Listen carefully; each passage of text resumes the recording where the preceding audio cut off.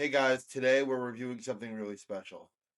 It is probably AP's most controversial piece, and that's going to be the code 1159.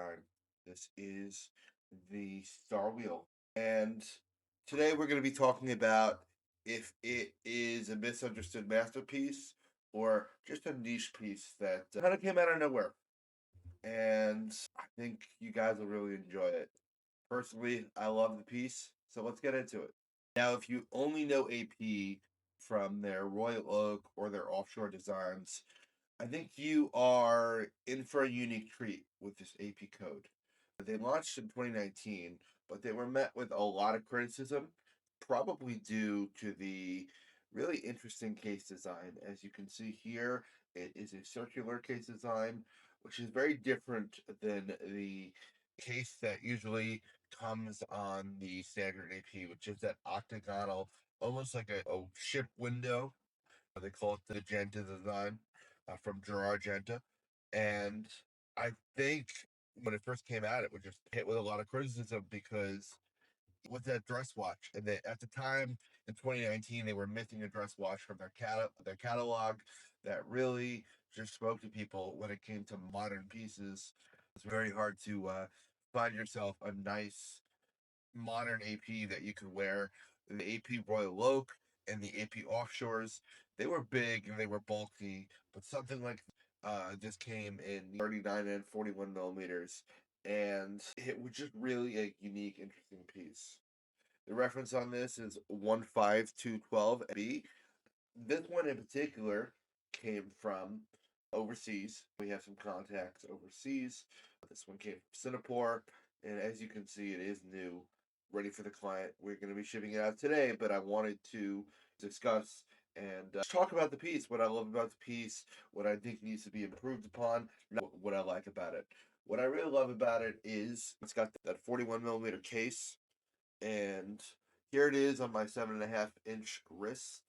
It is very slim, which, of course, I'm wearing a t-shirt right now, not a dress shirt by any means, but you can fit it over the cuff without a problem. Also, I like they call it stealth wealth. Looks stainless steel, but it is actually white gold. And if you look at this case, it's just beautiful. It's got that skeletonized dial. If you look at the back, it's got some skeleton on it as well. And you can just see the movements. And it doesn't go all the way through the Star Wheel, but again, totally beautiful piece. The dial, you have the three rotating disc, and that's why they call it the Star Wheel, because it is, of course, a wheel, and it's called the Wandering Hours complication. I'm not a big history guy, but these originally came out, the Wandering Hours, in the 17th century when they were making all these really unique and interesting clocks, and they needed something. In my mind, what I really love is the blue adventuring backdrop. If you look at it, it looks a little purple, but it is blue. I've never had something like this in inventory before. We've had the blue adventuring Omega, which is one of my favorite Omegas. If you get the adventuring blue side of the moon, as they call it. But again, the dial is just where this watch really shines.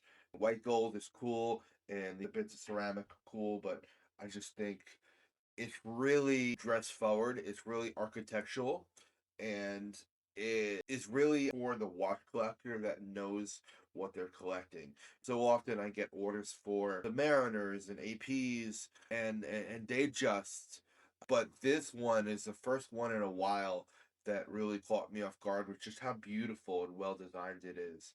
I really think it is the watch collector's piece. Here it is really up close so everyone can see it. But one of the most beautiful pieces I've seen in a very long time. Actually, backwards as I'm doing this, so let me show it to you the correct way. And super excited to get this to the client. Now, uh, even though I love the piece, I think it's important to play that devil's advocate and talk about some strengths of the watch, and also, I wouldn't call them weaknesses, but I definitely don't think it's the first piece that you should have in your collection. When it comes to strength, of course, you have that precious metal, you have that really unique design on the watch. And it's got a really unique complication, and it's got a lot of history rooted in its design language with that star wheel function. But here's some weaknesses here. It's definitely not your first AP that I would purchase if I was an AP guy. And I am. Listen, I'm an AP guy, I'm a Rolex guy, I'm an Omega guy. I like all the pieces that I sell, and I think that's why we do so well. That code 1159, that Sigma does exist. And so it's going to be harder to liquidate should you try to move your collection. And it's just a really niche piece. I think that it really appeals to the educated collector, which this client was. But someone that is just looking for their first AP, I would get yourself a Roy Loke or a offshore model as your first AP. It's not universally wearable. Some people view it's too small at 41 millimeters. I think it's perfect. But again, the cool thing about watch collecting is we can disagree. So I'm super pumped to get this to the client, like I said. And if you guys have interest in adding anything new to your collection, please reach out to us. And this has been Nick with Taylor Timepieces. And thanks so much for watching the video.